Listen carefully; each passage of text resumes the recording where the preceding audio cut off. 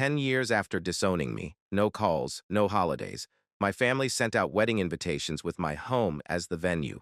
No permission. No warning. They thought I'd cave. Stay quiet. But I didn't. I locked the gates. Hired security. Left town. When 250 guests arrived, they found trespass notices instead. My mother said, "You're dead to this family." And that's when I knew maybe I was finally free. Without the help of my family, I, Claire Mitchell, 34, have created my ideal home and a successful interior design company.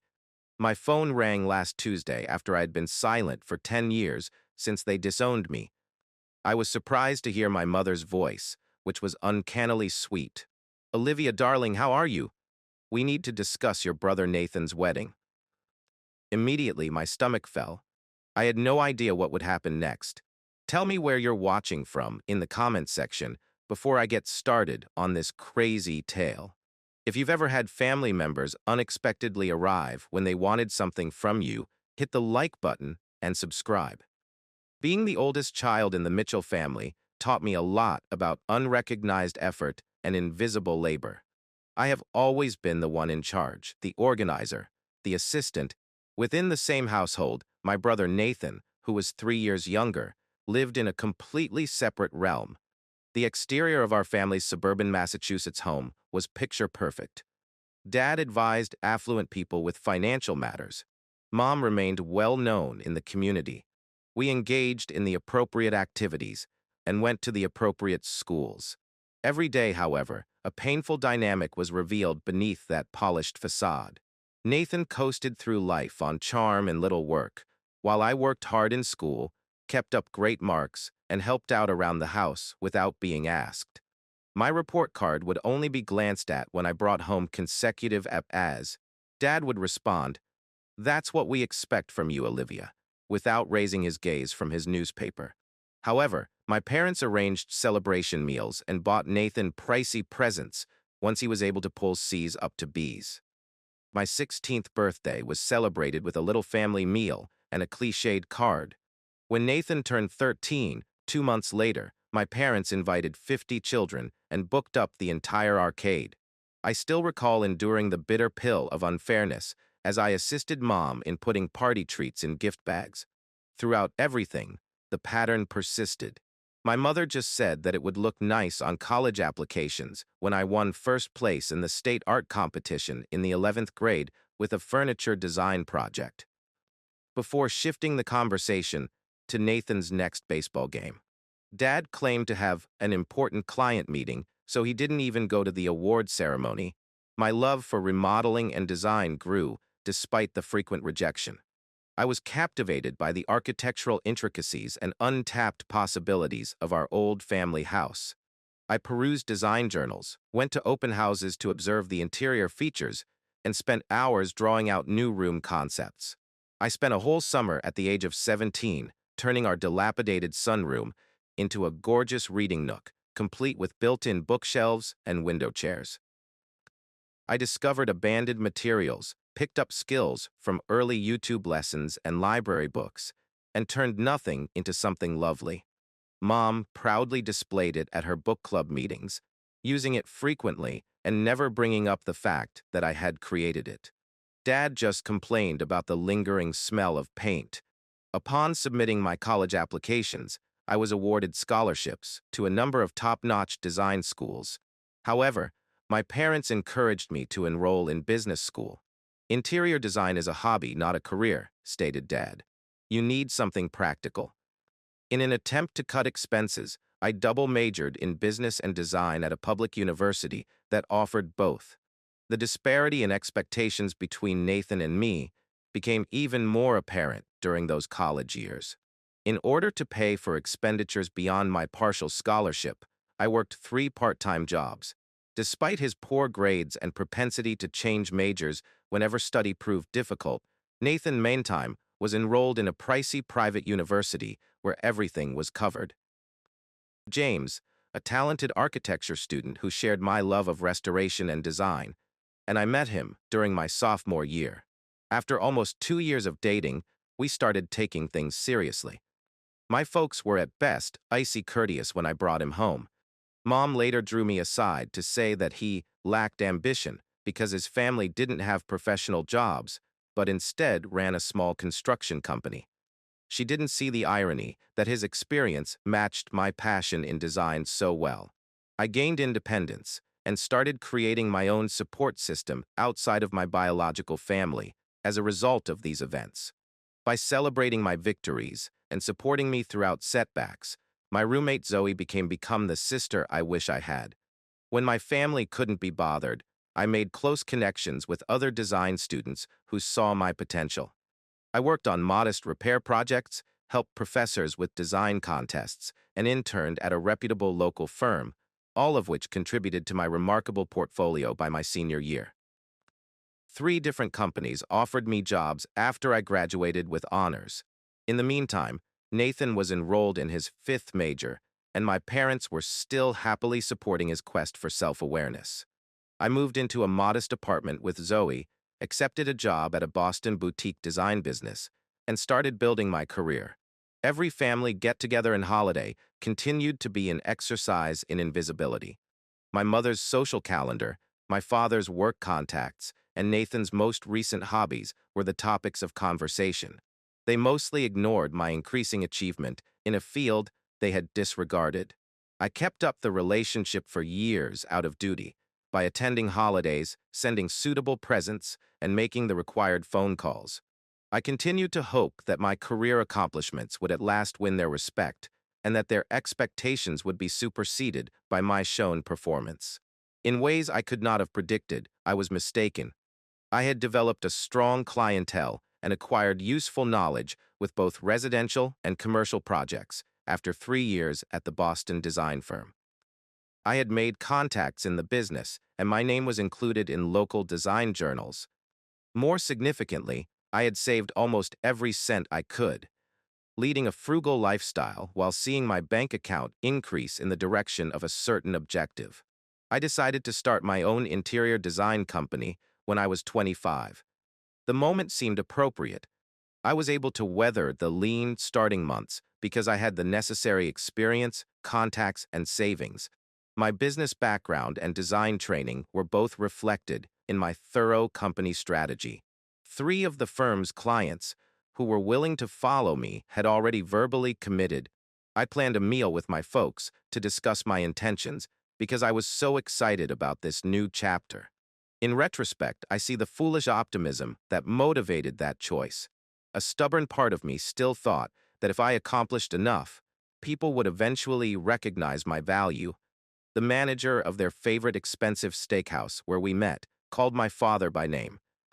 After graduating with a communications degree that he showed little interest in applying, Nathan joined us and is currently in between employment. Before I could eventually direct the conversation toward my news, my mother talked about the country club's upcoming charity banquet for the first 20 minutes. I couldn't contain my excitement as I said, I wanted to share something important with you all. I've made the decision to launch my own interior design company. I have already secured my first clientele and located reasonably priced office space. The ensuing quiet seemed to go on forever. Before he talked, my father purposefully put down his fork and wiped his mouth with a napkin. "That's totally careless," he stated in a cool, controlled voice. "You hold a steady job at a reputable company. Why would you discard that?" I clarified, I'm not throwing anything away. I'm creating something myself. Within 18 months, the business plan predicts profitability, and I have savings to cover. My dad cut me off, saying, "Savings won't last when you're bleeding money on a failed venture. Olivia, this industry is erratic. You're being stupid." A small line formed between my mother's lips. "What are we going to tell everyone? That you left a great job to pursue your dreams?" Nathan, obviously enjoying my parental takedown, grinned a little. He suggested, maybe she can design my apartment when I find a place, which inadvertently made matters worse. My father leaned closer and said, "I've been meaning to talk to you about something, Olivia." My golf partner, Charles Whitman, remarked that his business is trying to find someone to take care of its commercial assets. You would receive a sizable pay raise, in addition to genuine chances for career progression. I knew the name right away. Charles Whitman's business focused on creating generic office parks and strip malls, putting cost-cutting ahead of sustainability or design. The complete opposite of everything I held in high regard at work. I firmly stated, "Thank you, but I'm not interested. I've put too much effort into honing my design abilities to give them up for property management." My dad's expression hardened. "Olivia, this isn't just a suggestion. I've previously discussed you with Charles. He anticipates your call tomorrow." I was astounded by the implications. "You said to someone that I would accept a job offer without even asking me first." He yelled, "I'm watching out for your future. It's time you matured and took some advice from more experienced individuals." At that moment, something changed inside of me. After years of devaluation, rejection, and conditional approval, everything suddenly became clear. Even though I was a financially responsible, professionally successful 25-year-old, I was still being treated like a helpless child. "No," I muttered, "I'm not going to give Mr. Whitman a call. As expected, I'm launching my own company." My father responded in a voice that was dangerously controlled. "You can forget about any support from this family, financial or otherwise, if you pursue this ridiculous design business." "Robert," my mother said, looking anxiously at the tables around her. "I really mean it," he added. "I won't see you disregard security in the name of creativity. You have to choose between working with Charles or becoming entirely independent." I glanced at my brother, who was now fascinated by his whiskey. As usual, there was no aid there. The steadiness of my voice shocked me as I responded, "I guess I'm on my own then." "Stop being dramatic," my mother yelled. "I'm not exaggerating." With purposeful use of terms my father admired, I responded, "I'm making a business decision. After weighing my options, I've decided that, given my interests and skill set, starting my own business offers the best return on investment." My dad's face turned a deep scarlet. Quietly, he murmured, "Get out. You don't need to be related to this family to ruin your life if you're so intent on doing so, in spite of my clear advice." My father yelled at Nathan, "Dad." At last he said, "Perhaps that's a bit, stay out of this." Then faced me once again. "I need your house keys. Don't get in touch with us. Don't refer to us by our name. You desired autonomy. Well done. You have it all." My hands shook a little as I set my house keys on the table, but my determination remained unwavering. I got up and said, "Goodbye then." Neither Nathan nor my mother took any action to halt the situation. I sobbed at Zoe's apartment that evening as the entire weight of rejection from my family fell on me. But by morning, hopelessness had given way to resolve. I'd be willing to pay the price for self-determination if it meant proving them incorrect. My commitment was put to the test every day for the next few months. I didn't completely expect the hurdles that came with starting a business from beginning while dealing with familial trauma. After receiving enigmatic phone calls, 2 of the 3 clients who had pledged to accompany me withdrew. Despite my strong suspicions, I was unable to provide proof of my father's meddling.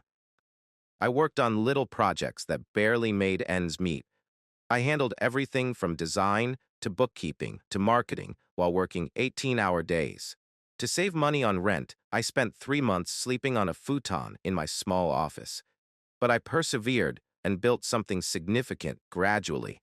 A well-known food blogger noticed a local restaurant remodeling and brought in more business customers. An older, well-connected client recommended me to her equally affluent friends. After she enjoyed my home remodel of her property, my family's silence was unwavering throughout it all. On my birthday, there will be no calls. No communication on Christmas. Nathan, who obviously prioritized parental approval over sibling devotion, never made contact. That first Christmas, I sent 1 card, got no answer, and never attempted again. Although painful, the severance was ultimately illuminating. For the first time, their dissatisfaction was no longer a continual background noise, allowing me to fully concentrate on my own vision. Customer by customer, project by project, I developed my business without any safety net or confirmation other than the increasing success that my work demonstrated. The years after the disowning changed me in ways that went beyond my career success. I found aspects of myself that had been hidden for a long time without the continual undercurrent of family condemnation. My character grew. Friends remarked on how confident I've grown, how ready I am to laugh, and how prepared I am to take risks. Mitchell Design and Restoration, my company, built a strong reputation. By my third year, I had become an expert at preserving architectural history while designing contemporary environments that work. Then came magazine features, first in local magazines and later nationally. The waiting for my clients expanded to 6 months and then a year. By the fifth year, I had 7 workers and had relocated from my little original office to a stunningly renovated warehouse that exemplified my design ethos. After the creative accolades came financial success. I was finally able to think about the personal dream I had put off while starting my company. I started looking for a house at the age of 30 that would serve as both my residence and a showcase for my architectural style. I finally located it after months of looking. A 3-acre abandoned colonial from the 1780s in a historic Connecticut town. After years of neglect, the house needed substantial renovations, although it had good bones. The amount of effort required intimidated the majority of buyers. All I could see was possibility.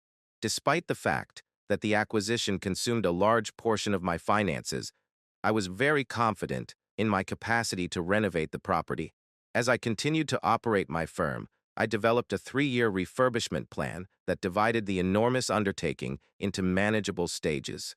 All of my abilities and resources were put to the test during those years of renovation. While I worked on the remaining rooms, I occupied 2 of them. I worked with talented craftspeople, picked up new skills, and resolved structural concerns that had been concealed for decades behind cosmetic ones. Weekends were spent researching historically suitable materials, refinishing original woodwork, and sanding floors. I created a contemporary kitchen that was both efficient and respectful of the home's charm. I transformed the adjoining barn into a gorgeous home office with exposed beams and high ceilings. Equal attention was paid to the grounds. I erected a tiny but tasteful swimming pool that appeared to have always been on the property, cleared out the overgrown grounds, and built a stone patio for entertainment. I shared the documentation I created during this transition on my company's website and social media platforms. Significant attention was drawn to the before and after pictures, which attracted new customers who wanted comparable magic performed on their own old homes. The confirmation was particularly wonderful when my finished home was featured in a 10-page spread called Personal Renaissance in Architectural Digest. For months, the magazine was open on my coffee table, concrete evidence of my accomplishments without the permission or support of my family. My social and professional worlds changed together during these years of development. After eventually relocating to a nearby town with her spouse and kids, Zoe remained my closest friend. I developed close relationships with other business owners who were aware of the particular difficulties involved in creating something from nothing. Kelly, a landscape architect who assisted me in restoring my garden, became a confidant and frequent dinner partner. I was invited to the renowned Sunday brunches hosted by Marcos and David, the owners of the greatest restaurant in town. Once merely business associates, my contractors turned into friends who extended invitations to holiday parties and family cookouts. These individuals made up my chosen family. They unqualifiedly praised my accomplishments and helped me get through my unavoidable disappointments. They never made me feel obligated, never forgot my birthday, and included me in their holiday customs. More difficult were romantic relationships. When the guys I was seeing expressed their displeasure with my financial success or workaholic characteristics, 2 promising relationships came to an end. Before my trust concerns established an unbreakable barrier, another relationship lasted about a year. After years of rejection from his family, he desired emotional transparency, something I was unable to give. I was able to manage these habits with the aid of therapy. Dr. Lillian, a straightforward therapist who specializes in family trauma, helped me comprehend what had transpired without downplaying its significance. In our third session, she said, "Your parents failed you." It was because their system of conditional approval was fundamentally flawed, not because you were unworthy of love. I realized throughout those sessions that a lot of my life decisions had been influenced by my need for parental approval. Even though I disobeyed their particular expectations, I developed the ability to distinguish between decisions that were in line with my own principles and those that were made to disprove them. The absence of my biological family persisted during these 10 years of development and recovery. At first, big holidays caused waves of sadness, but as time went on, new customs with my chosen family brought true happiness rather than duty to those areas. Through mutual contacts, I occasionally encountered ambushes of information concerning my family. At last, Nathan had found a position at a marketing company run by a friend of my father's. For their 40th anniversary, my parents had gone on a 3-month cruise around Europe. These fragments came like letters from a strange land I had lived in, but could hardly recall. I made one attempt at reconnection in the 7th year after the disowning, during a particularly prosperous time after my second National Design Award. I said that I was available for a talk if they were interested and included my contact details on a plain card. There was never any reply. I had come to terms with the arrangement's permanence by the 9th year, when I was getting close to turning 34. My house had evolved into a tangible representation of my trip, as well as my haven. Every carefully selected fixture and every restored beam was a decision based on my ideals, not those of others. I had constructed a business that enabled me to share my creative vision with the world, surrounded myself with people who regularly showed up, and created a life that felt true. If it meant abandoning people who couldn't celebrate my path, then so be it. Then, on a typical Tuesday afternoon in April, the phone rang, and my mother's voice came through the speaker as though the 10-year pause had never happened. I was looking over kitchen designs for a client's lakefront makeover when my phone showed a number I had not seen in almost 10 years, but I knew it right away. Before I answered, my fingers lingered over the screen as my heart lurched. "Hello," I managed, my armor-like professional voice coming on automatically. "Olivia, darling." My mother's voice was warm and uncannily out of place, as if we had spoken last week rather than nearly a decade ago. "It's Mom." I was momentarily stunned by the surreal quality of her voice. Without hesitation, she filled the stillness. "How are you doing, my love? It's been too much time." No explanation for why it had taken so long. No acknowledgement of her part in our alienation. "I'm fine," I said cautiously. "This is not what I expected." "Families ought to maintain their ties, don't they?" she remarked while chuckling softly, the same laugh I had seen her use with folks she quietly chastised at innumerable cocktail parties. "You have been on my mind." "Have you?" Of course, it wasn't a question. Additionally, I noticed that magazine featuring your home, incredibly imaginative. Your thoughts were always out of the ordinary. I almost smiled at the familiarity of the backhanded remark. Nothing had changed in 10 years. "Mom, what can I do for you?" I asked straight. This was not a call for reconciliation. That was evident from her tone. "As it turns out, we have some really exciting news. Nathan, your brother, is marrying Madeline Westfield." "Do you recall Westfields?" "You do, of course. Your father and her father have been business partners for many years." It didn't really matter that I couldn't recall the Westfields. I said congratulations to Nathan, without bias. "Yes, it's fantastic. They are a very attractive couple." June 25th is the scheduled date of the wedding. Really, it's quite small, just around 250 individuals. I gripped the phone tighter. It was astounding in its presumption how casually she dropped this information, as though I would be included in this event naturally after 10 years of total silence. I said, "That's nice," as I awaited the call's true purpose. "The problem is that they've had a horrible experience with their venue," my mother went on. raising her voice to the slightly higher level she used when making challenging requests. The country club's main event venue caught fire. Smoke damage, nothing major, but it needs to be fully restored. All events for the upcoming 3 months have had to be canceled. As I started to realize where this was going, my gut became tight. Unfortunately, I remarked, yes, as a result, we have been rushing to find a different venue that can hold everyone at such short notice. Everything that is appropriate is reserved in advance. The ensuing silence seems to have been planned. For me to provide an answer, I said nothing. When I didn't fall for it, she went on. Then I saw that magazine spread of your home. And Olivia, it's ideal. Your improvements truly did look good, as evidenced by the enormous patio and the stunning gardens. That would be perfect for Nathan's wedding. My breath was briefly taken away by the audacity.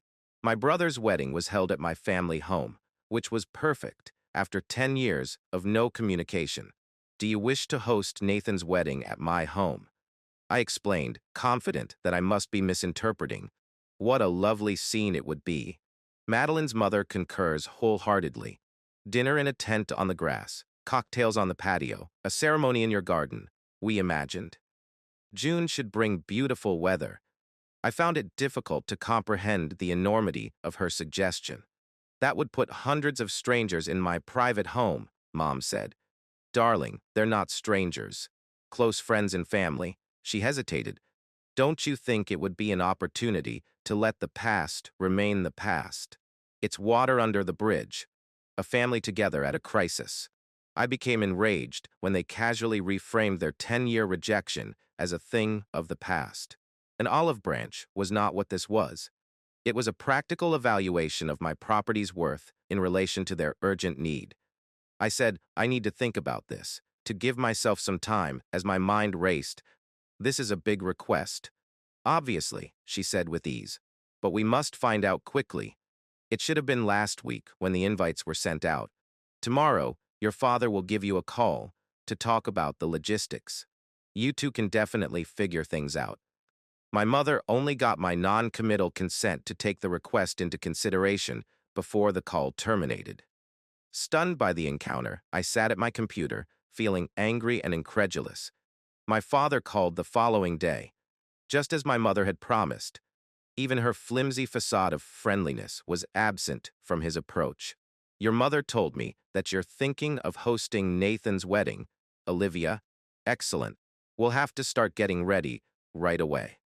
My father answered sharply, I'll have our event planner get in touch with you to determine the space requirements. I finally found my footing and responded, I haven't actually agreed to anything yet. Given our history, this is a significant imposition.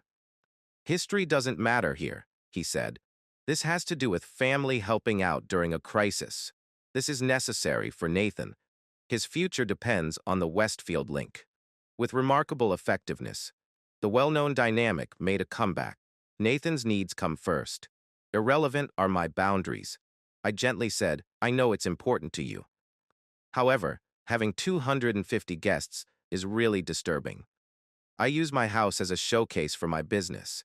So after 10 years of being disconnected, I don't feel comfortable with this degree of re-engagement.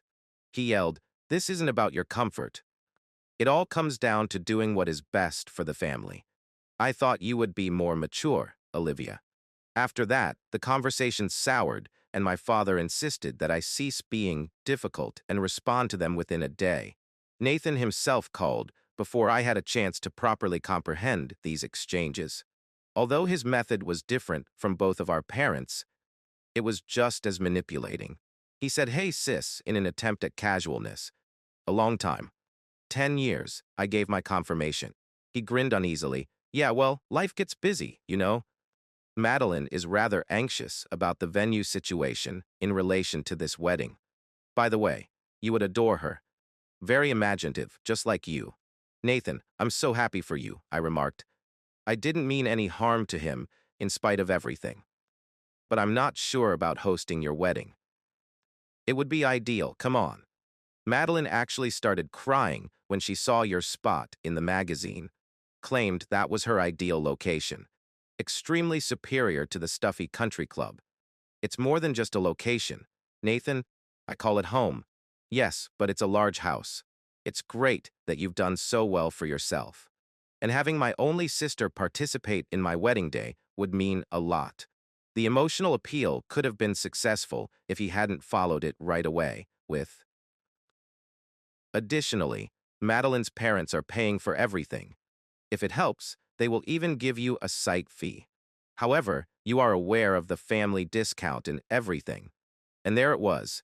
They had previously arranged everything around my home without my permission. The conversation disclosed. Nathan explained how the wedding party would utilize my master bedroom suite to get ready, where the catering trucks would park, and which restrooms guests would use.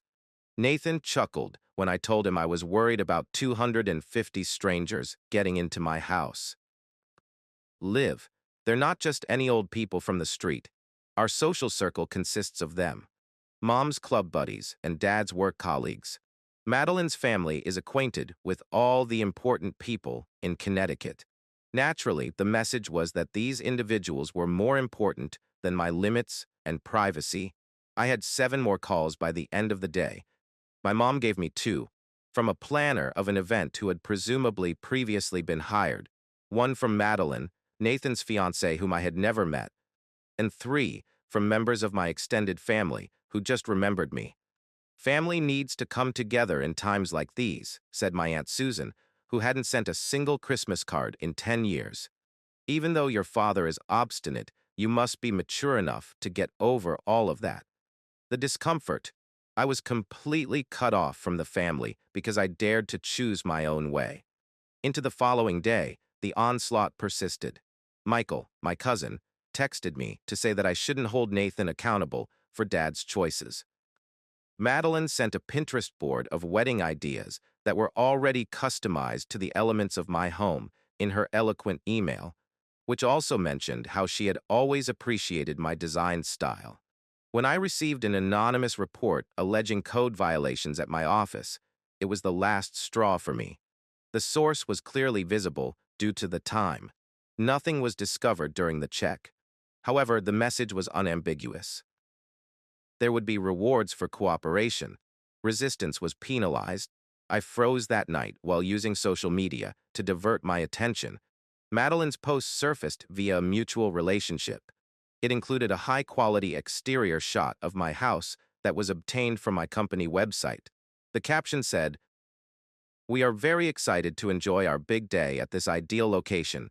Forever starts in 63 days. Mitchell Wedding Westfield." Numerous congrats and comments have already been left on the post. They had already made up their minds, I realized with increasing terror. They regarded my consent as a formality, not necessary. My cousin Rachel, always the family gossip, sent me a text the following morning. "I felt you should be aware that they delivered the invitations with your address last week. But Mom wanted me to keep it quiet. They assumed you wouldn't say no once people RSVP'd, according to Aunt Linda. Not cool. Just so you know, the last evidence occurred when I happened to run into Madeline's mother at my neighborhood coffee shop. Clearly, a reconnaissance expedition that was ill-disguised as happenstance. She talked about how excited she was to see the property renovated for the wedding, and how happy she was to finally meet the sister-in-law-to-be. Her flawless smile stopped when I pointed out that I hadn't really committed to hosting the event. "But," she stumbled, "the invitations. Well, I have no doubt that you and your brother will work things out. Families always win out in the end." I had already made up my mind by the time my mother called me again that night. "Olivia, we truly need your response right now. The wedding coordinator must complete vendor contracts." With a tone that even shocked me, I calmly and clearly responded, "My answer is no. I'm not comfortable hosting this event." Her facade crumbling, she yelled, "Don't be ridiculous. Everything is set up already. RSVPs have been sent out." I answered calmly, "That's unfortunate because you set everything up without my consent. We thought you would want to be a part of your brother's wedding." That's quite an assumption after 10 years of no contact. There was a revealing silence before she got better. If this has to do with money, it's not. It's about honoring my house and my personal space. Olivia, please stop being so self-centered. Your brother is Nathan, a brother who wants to use my house without even having a proper conversation first, after not speaking to me for 10 years. No, look for a different location. My mother warned me at the end of the conversation that I would regret this choice, and that my father would contact me. Long after I hung up, the implied threat persisted. I realized the problem needed to be handled carefully after hanging up the phone. This request was not merely irrational. It was a concerted effort to suppress my independence. I had to reply in writing, with clarity and firmness. During an emergency dinner at my place, I conferred with my closest friends and my therapist before writing a formal email to my parents, Nathan and Madeline. Zoe, who is currently an HR director, assisted me in creating clear and kind phrasing. Subject: clarification of the wedding location. After giving it some thought, I have decided to turn down the invitation to host Nathan and Madeline's wedding at my house. Although I hope you two have a happy marriage, my property is not available for a wedding. Given that invites have reportedly already been sent out using my address without my permission, kindly accept this decision as final and make other plans right now. Vendors that get in touch with me about this event will be told that this venue is not permitted to host such an event. I attempted to resume my regular life and job after sending the email, requesting delivery, and reading the requested receipts. They reacted quickly and in several ways. In less than an hour, my father called. Despite being controlled, his voice was brimming with rage. This is really unacceptable. What specifically have you done for me over the last 10 years, considering all that we have done for you? I interrupted, startling myself with how blunt I was. Don't take offense at that tone.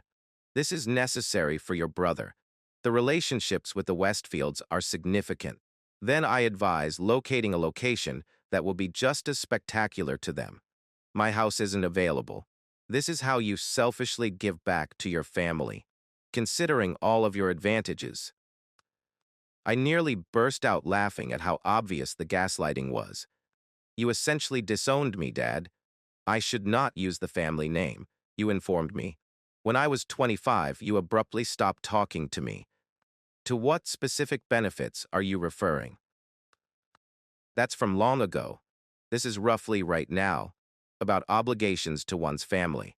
Family responsibilities are reciprocal. You cannot abandon someone for 10 years and then claim kinship when it suits you. My father threatened ambiguous consequences for my stubbornness as the call came to an end. Immediately thereafter, the text messages started. My mom made a string of progressively heartfelt pleas. How could you humiliate us in this way? Nathan is inconsolable. You weren't brought up to be this mean by me. Nathan's statements ranged from guilt-tripping to, I appreciate you destroying the most significant day of my life and my attempts at compromise. What would happen if we only invited 150 people? 100? I had never met Madeline, but she left me a heartfelt voicemail. It was always my dream that we would be sisters. My ideal wedding is being destroyed by you. Please think again. If the overt manipulation hadn't been so intrusive, it could have been hilarious. By evening, I was getting calls from extended family members I hadn't spoken to in years. I was destroying the family, Aunt Patricia explained over the phone.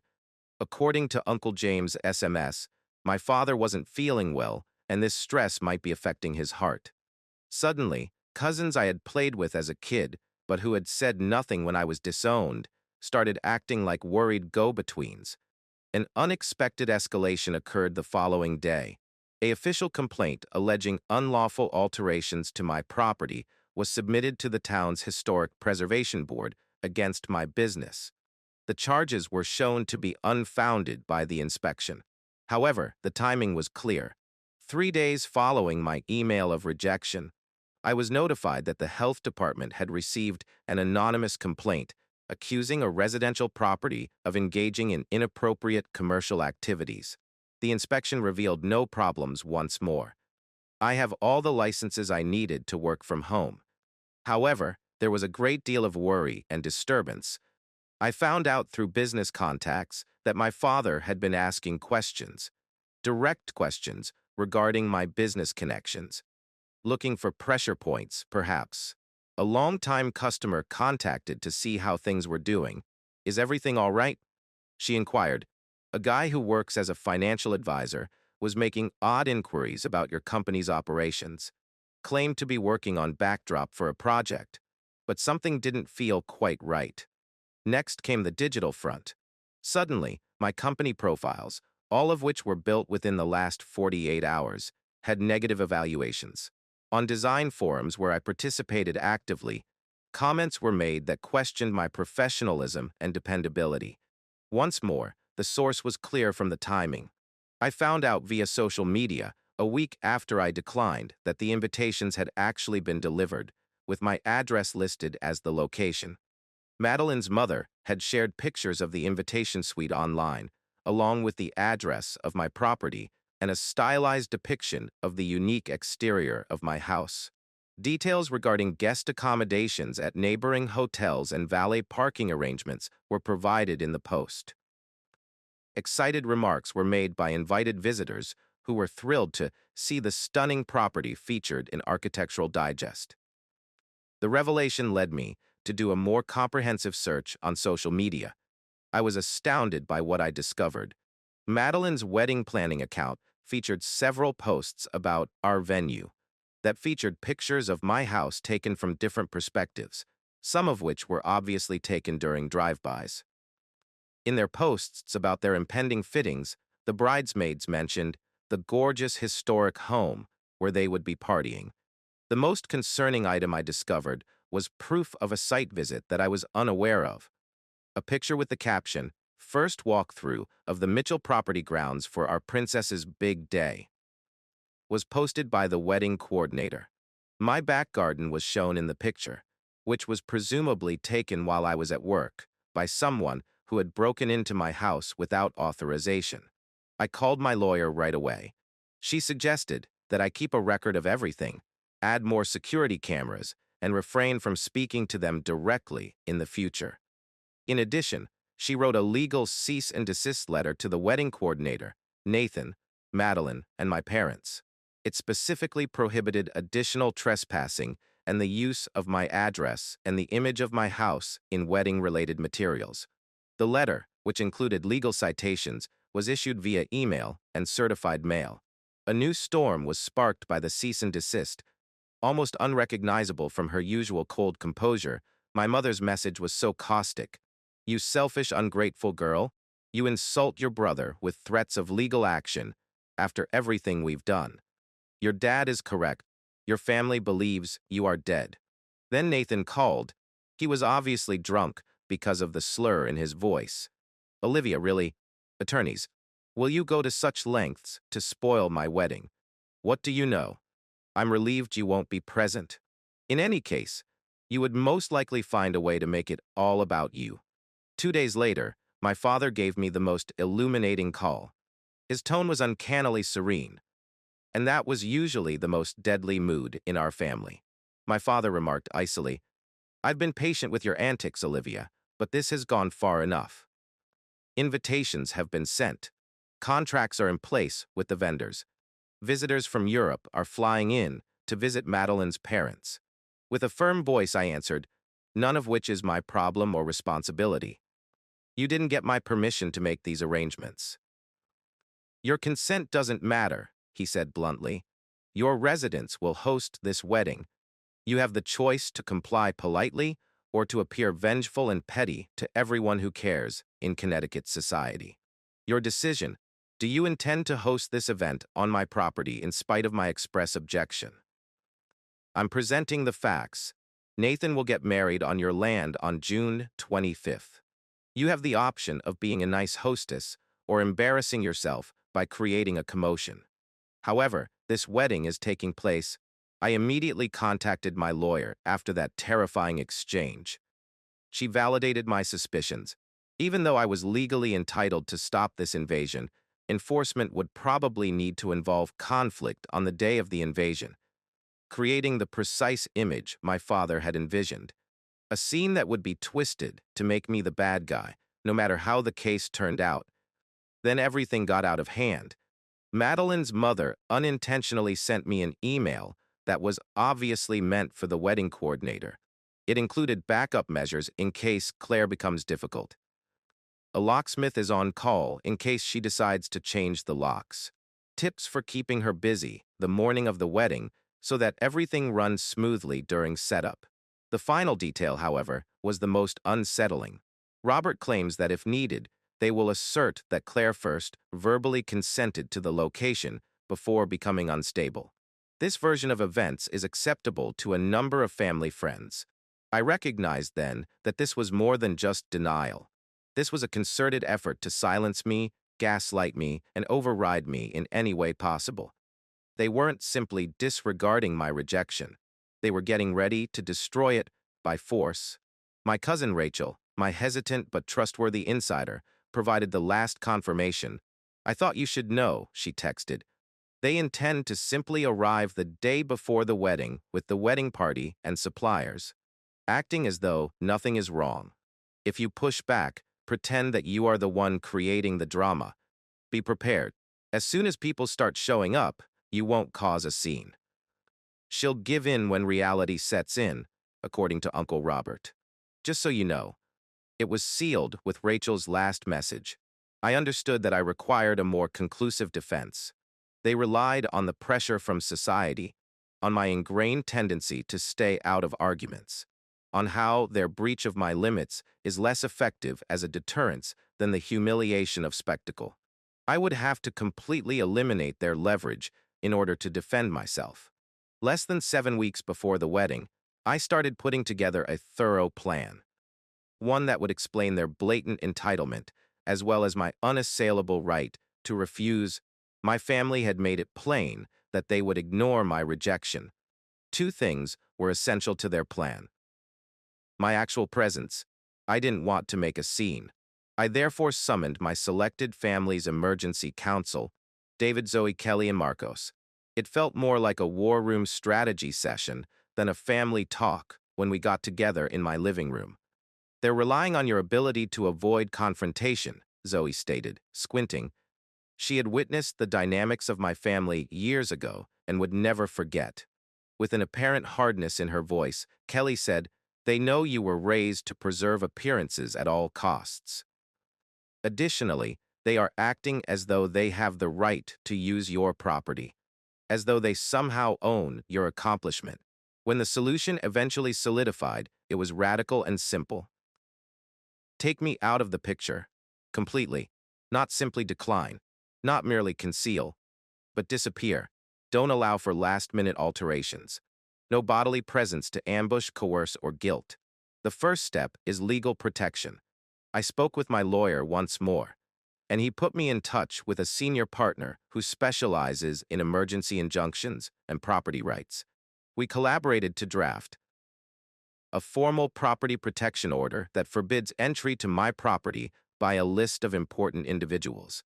Written notifications were sent to all of the vendors that Madeline's social media posts allowed us to identify. A formal letter outlining the history and purpose of the trespass to the local police station. Signs prohibiting trespassing and private property are lawfully and conspicuously placed throughout the perimeter. Every vendor notification has a clear, legally binding cease and desist attached. Physical security is the second step. I made a deal with a seasoned estate security company that specializes in preventing unwanted incidents from occurring in private homes. They had the following in their plan. From Friday through Sunday, 4 security guards in uniform will be positioned at each property door.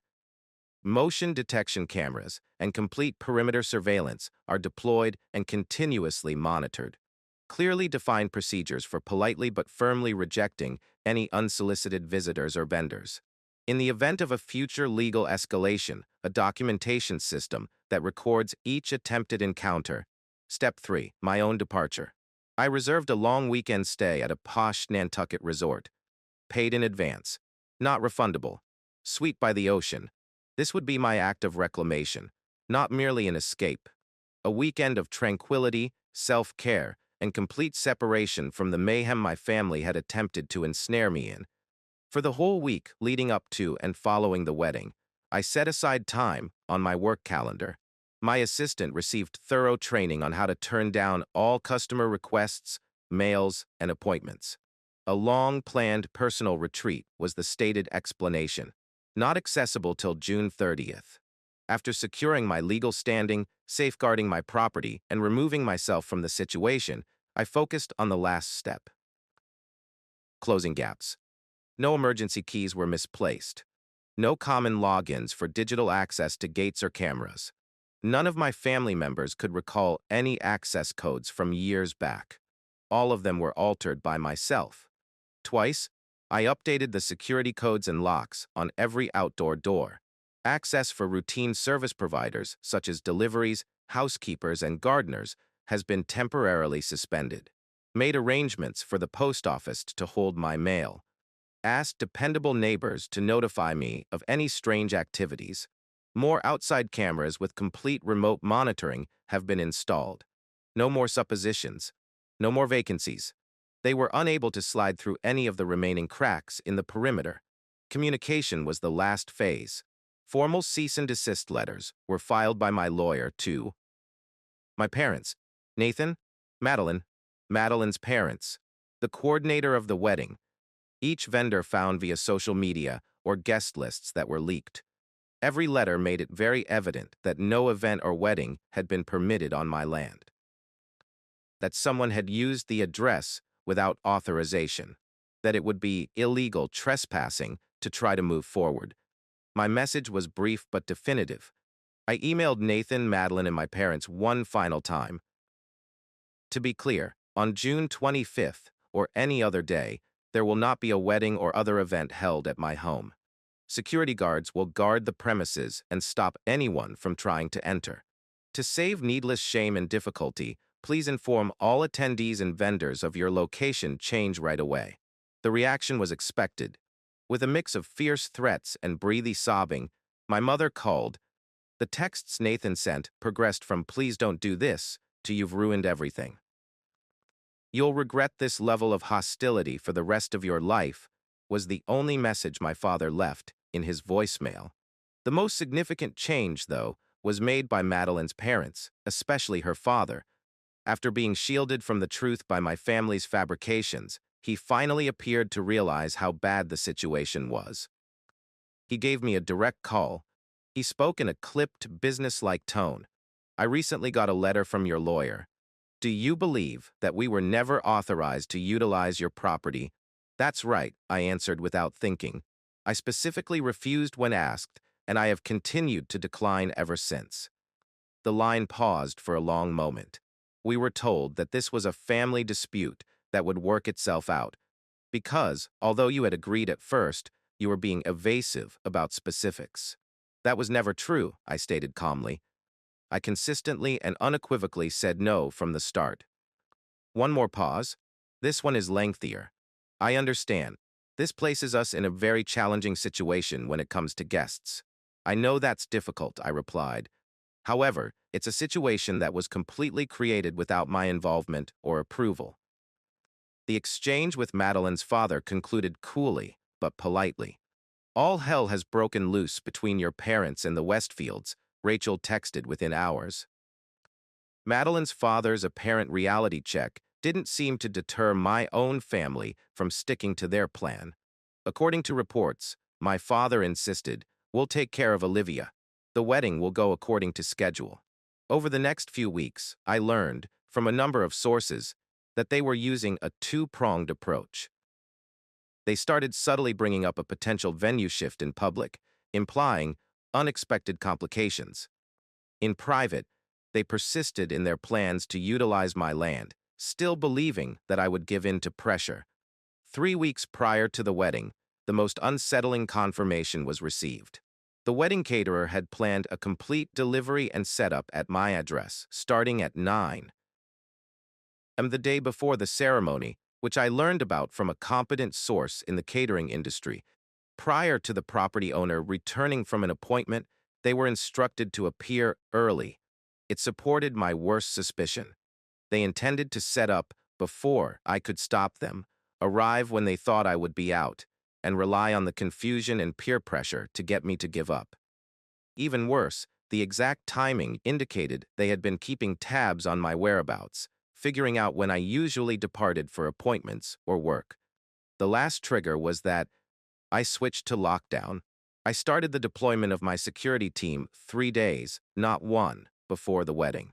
I gave legal proof of previous trespass warnings, informed the local police agency of the revised schedule, and raised the possibility of a confrontation. By altering my itinerary and departing for Nantucket 4 days prior to the wedding, I eliminated any chance of last-minute conflict or interception. I made my house into a fortress the week before I left. I kept all of my valuables safe. I took dated photos of each room to document its state. I turned on motion sensors and cameras for complete remote monitoring. I gave my security staff a detailed briefing, including social media photos of all the pertinent members of the wedding party and family. Nobody would be confused for a visitor. Rachel texted me one last warning 2 days before to my departure. I just learned that they still want to arrive early on Friday morning with merchants. Uncle Robert persuaded everyone that you were faking security, claims that you won't have the courage to cause a disturbance once the wedding party comes. Take caution. With grim determination, I finished my preparations after receiving that final confirmation. I had been disowned by them 10 years prior for defying their wishes. They were about to discover how far I had gone and how resilient I had become without them. They'd find out now just how far I'd gotten beyond their grasp. 4 days before to the scheduled wedding day, on Tuesday, I departed for Nantucket. My house was safe and secure. I'm completely absent. I disabled all alerts at the ferry station, with the exception of my lawyer and security personnel. I would approach whatever came next with courage and serenity rather than reactionary terror. June 24th, Friday. On the eve of my brother's unplanned wedding, a gorgeous and clear dawn broke over Nantucket. I had purposefully reserved a suite with an ocean view, and I stood still on my balcony as the golden light streamed over the Atlantic. I felt focused by it.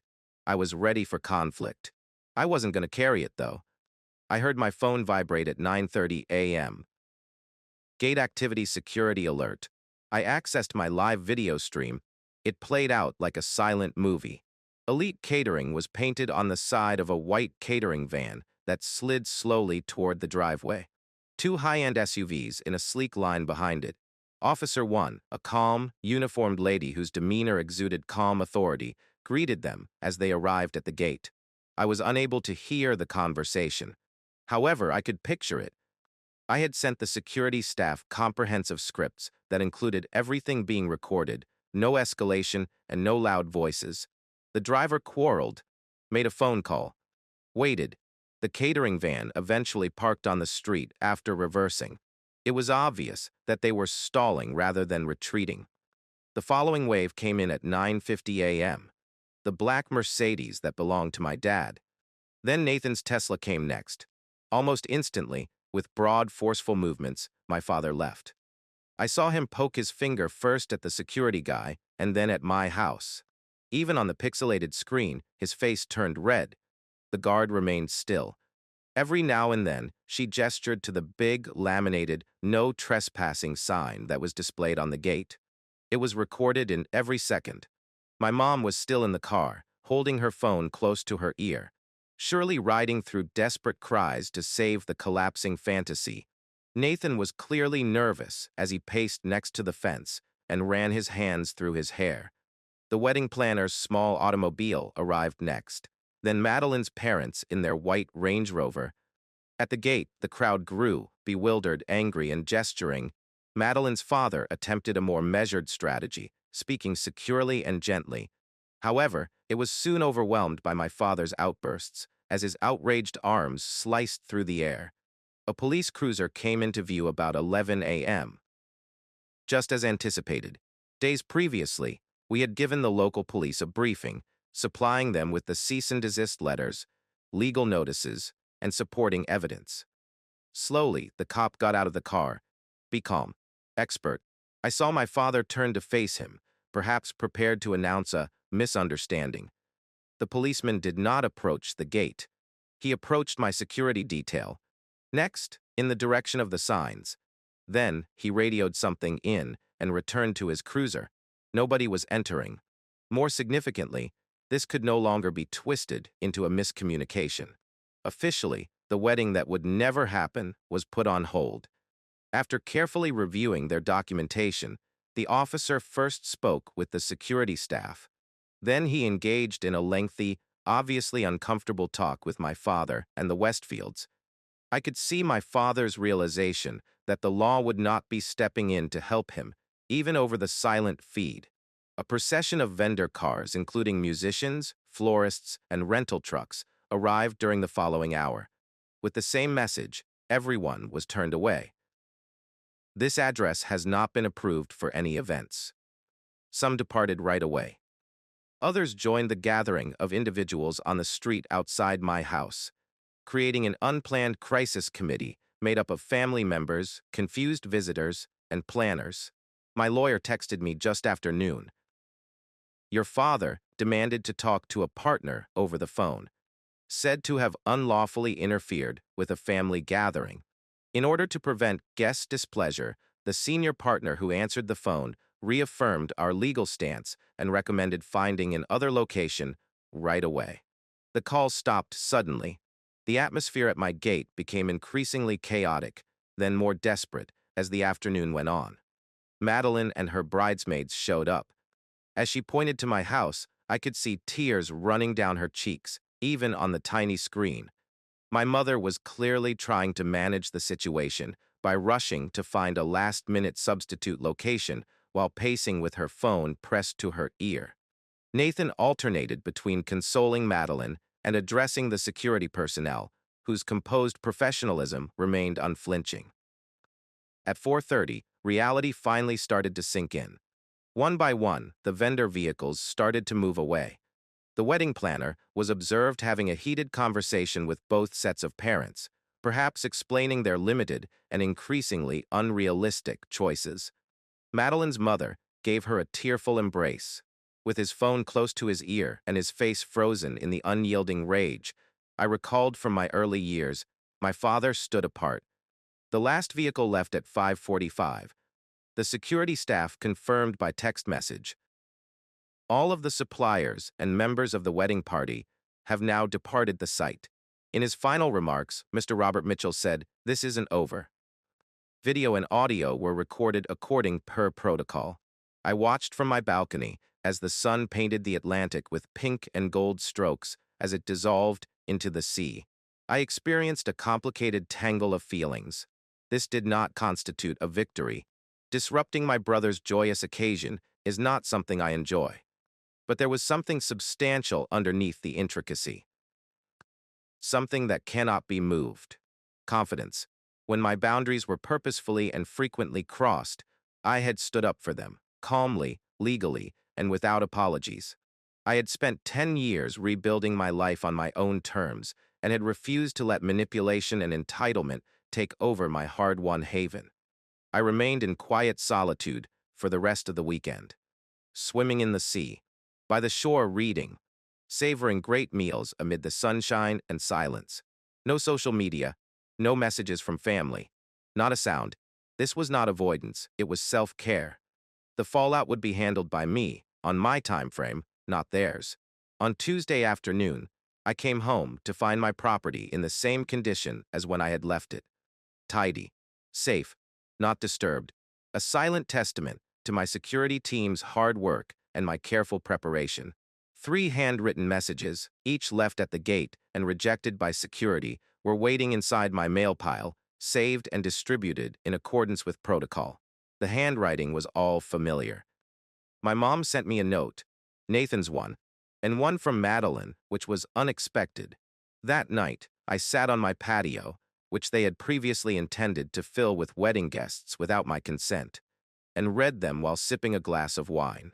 The note from my mother vibrated with icy rage.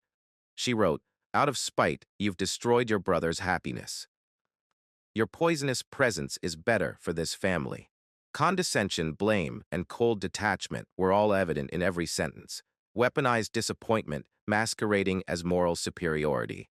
Nathan's letter was a peculiar blend of tenderness and rage. He started by saying, "You've ruined what should have been the best day of my life. What occurred to us is beyond my comprehension. Once we were close. Have you always hated me this much?" Then came the line that made me stop. "I never did anything to merit your brutality to this extent." He really didn't notice. The deception, the right, only when he required access to my life and my house did the years of silence end. I was most astonished by Madeline's letter. She wrote, "I can't pretend to know the history between you and your family. However, I wish we could have met in a different setting, before things got out of hand. I kept hearing that you will finally agree, that it was only a ploy for a deal. I ought to have gotten in touch with you straight sooner. I apologize for violating your privacy. It was the first and only communication that recognized my individuality without any ulterior motives. Even though I didn't fully trust it, I could see the difference. There were subtle but noticeable traces of minor graffiti on the grass, uprooted ornamental plants. A garden bench fell over, just enough to punctuate their anger, nothing huge. Despite not getting involved, my security team documented it. Enough escalation had occurred already. I remained completely silent in the weeks that followed. Members of the family went through phases: outrage, disgrace, shame, for PR. A letter claiming compensation for wedding expenses lost due to your last-minute venue withdrawal was sent by my father's lawyer. In response, my lawyer provided records of my repeated rejections from the beginning. The allegation was rejected for lack of evidence. In her voicemails, my mother swung between ferocious character attacks and heartfelt appeals for family harmony. Text messages from distant aunts and cousins range from kind reminders that "we miss you" to stern questions like, "How could you do this to your brother?" Denunciation. In the end, Nathan and Madeline got married in a small ceremony at her parents' country club, hurriedly put together, arranged in a simple outdoor tent. In comparison to the initial 250 guests, social media images displayed strained smiles and a substantially smaller guest list. The venue change was not publicly confirmed by any family members. Their captions on Instagram only say, "A lovely day full of affection." However, there was an awkward pause in the story. It was obvious to everyone who had followed their internet participation that something had gone terribly wrong. My mother arrived at my front door 3 weeks after the putative wedding. Nothing stopped the ambush because security coverage had ended. I could see her standing still and straight via the webcam stream as she repeatedly rang the bell. Excellent posture, flawless cosmetic. Her knuckles were pallid from the firm grasp of her white handbag. After a considerable amount of time, I opened the door without moving. I stood at the doorway, obstructing entry with my body. "May I enter?" Her voice was raised to the highest level of social decorum as she asked. "No," I said plainly. "I'd rather keep this short." Before she refocused, her mask briefly slipped, causing annoyance to flash across her face. I felt it was time for us to have a clear conversation, without the drama and all the attorneys. A direct conversation was always an option, I stated. Previously, my address was printed on the invites, prior to reservations for vendors, prior to the family being recruited as part of a pressure campaign. Through her nose, she took a sharp breath. "Olivia, you've made your point. Extremely dramatic, I should add. It's time to get over this pettiness, though. After all, we are family. Everything that was wrong with our dynamic was distilled by the careless disregard of boundaries as pettiness and the selective invocation of family when it was expedient. We're not related," I muttered. "Not in any significant manner. You disowned me 10 years ago, and you and Dad made that decision. Each year, you reaffirmed it by remaining silent. And by viewing my house and my limits as challenges to be surmounted, rather than as facts to be honored, you validated it. Olivia, that's old history. When people are upset, they say things they don't mean. 10 years isn't a long time ago. A third of my life is spent there. Furthermore, deeds speak louder than words. Your behavior has repeatedly demonstrated that you only appreciate me when I serve your objectives. Her eyes narrowed with fake exhaustion as she let forth a dramatic sigh. I came here to avoid bringing up old grievances. I came to extend a helping hand, to propose that we attempt to reconstruct. Soon, Nathan and Madeline will begin a family. Do you not wish to be their children's aunt? The deception appeared nearly genuine, since it was so obvious. She honestly couldn't imagine a relationship based on respect for one another, instead of duty and practicality. I was honest when I stated, I wish Nathan and Madeline happiness. However, any relationship would need three things: respect for present boundaries, recognition of past harm, and constant change moving forward. I stared at her. None of those things appear to be supported by evidence. She pursed her lips. That's it then. You're going to stay apart because of a single argument regarding a wedding location. I said calmly, this wasn't about a venue. After 10 years of rejection, I felt entitled to my home and life without even having a real conversation. This was about trying to use social pressure and manipulation to override my explicit refusal. This was about basic respect, I concluded. Her face stiffened into a familiar, harsh, tight-lipped grimace. You were always obstinate and too sensitive. Regarding you, your father was correct. I said goodbye, Mom, and firmly but gently shut the door. My last direct interaction with my biological family was during that chat. I eventually learned through mutual connections that my parents had started spreading a rewritten version of events, in which I had first consented to host the wedding, but then withdrew my offer out of jealousy. I wasn't shocked by it. I wasn't bothered by it either. I had long since ceased using their approval or acknowledgement to gauge my value.